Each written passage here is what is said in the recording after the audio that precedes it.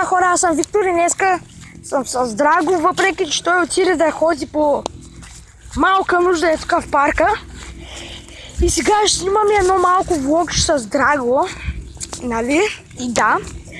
Сега първо ще ме разведа до парка. Нали, аз вече съм в стадиона почти. Там има някакви хора, дето правят по принцип парка от поне един месец или колко.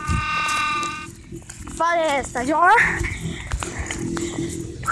Направо се изморих. И да.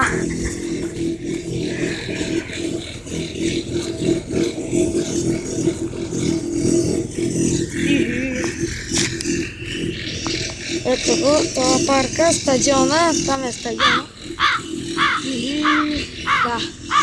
И да. След малко Драго, сега ще отидем при Драго даже. Сега ще ме разведа при нашето направено скокче от няколко човека, единия съм аз. Играли сме си поне един месец да го правим. И когато стигнем до скокчето, ще се върна. Кратка рекламна пауза на Баници Николай. И да, тук сме отново, на две крачки сме от стадиона.